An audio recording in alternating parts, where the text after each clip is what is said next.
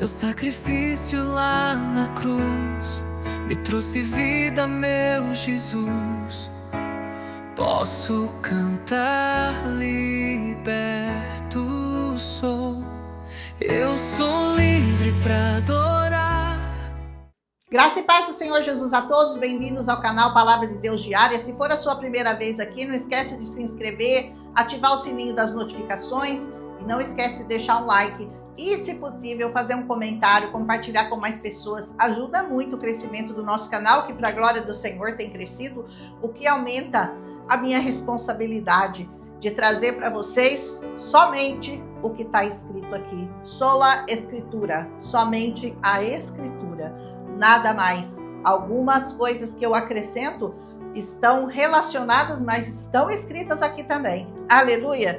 Versículo Deuteronômio 25 vai falar de 2 pesos e 2 medidas.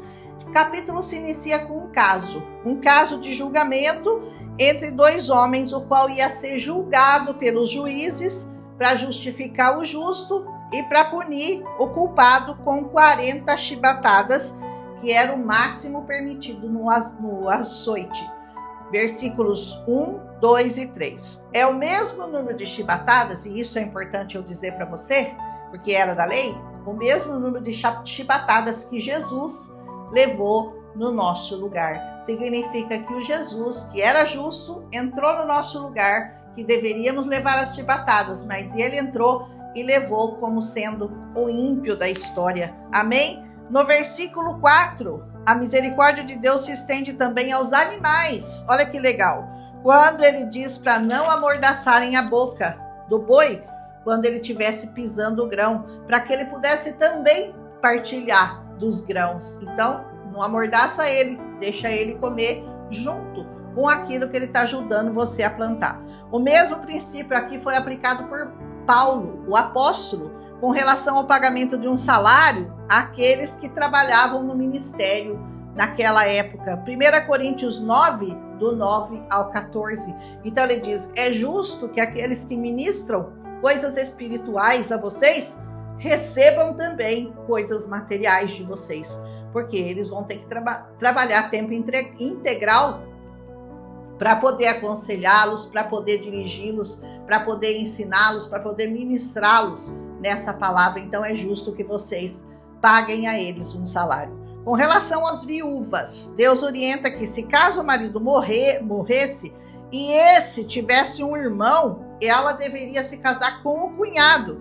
E se ele se recusasse a casar com ela, ele teria que ir à presença dos anciãos, arrancaria seu sapato e cuspiria em seu rosto.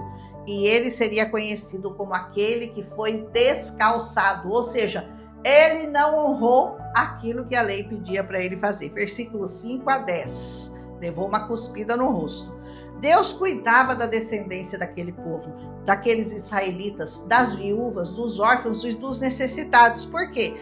Ele sabia que as viúvas, elas não tinham como se sustentar. Naquele tempo, as mulheres não trabalhavam, elas não tinham recursos. Se elas perdessem o marido, não tivessem filhos, elas ficavam desamparadas.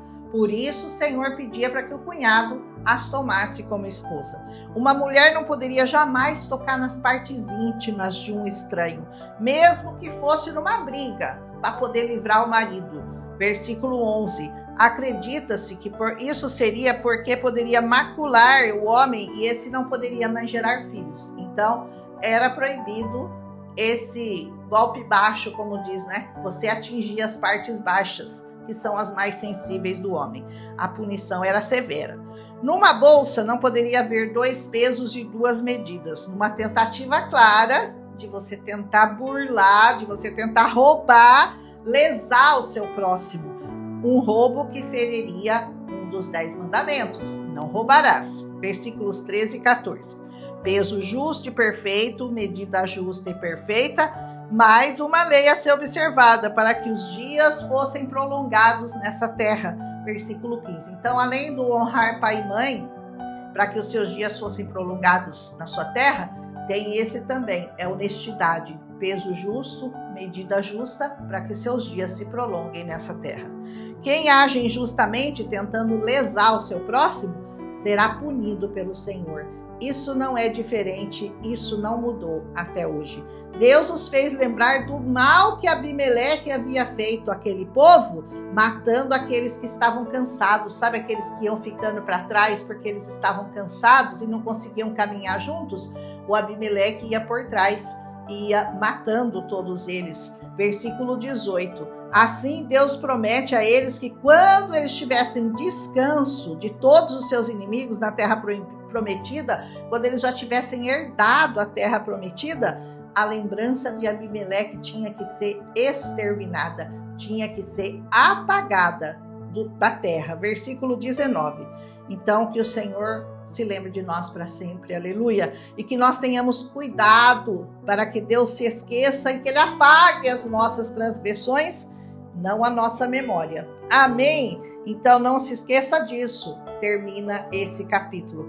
Não te esqueça do livramento, não te esqueça do perdão, não te esqueça do teu irmão necessitado, não se esqueça de louvar, de adorar o seu Deus, de agradecer todos os dias por tudo que Ele tem te dado nessa sua breve e passageira vida, para que Ele não se esqueça de nós na longa, duradoura e eterna vida que nós teremos depois dessa. Amém? Um abraço em Cristo Jesus. Esse capítulo foi bem rapidinho. Amanhã a gente volta com Deuteronômio 26. Depois vocês comentam aí se eu tô falando muito rápido, porque às vezes eu me empolgo, falo rápido demais, ou se eu tô falando devagar. Eu gostaria muito que você deixasse a sua opinião e deixasse aquele joinha básico. Aleluia! Um abraço e até amanhã, se o Senhor nos permitir. Teu sacrifício lá na cruz me trouxe vida, meu Jesus. Posso cantar, liberto sou. Eu sou livre pra adorar.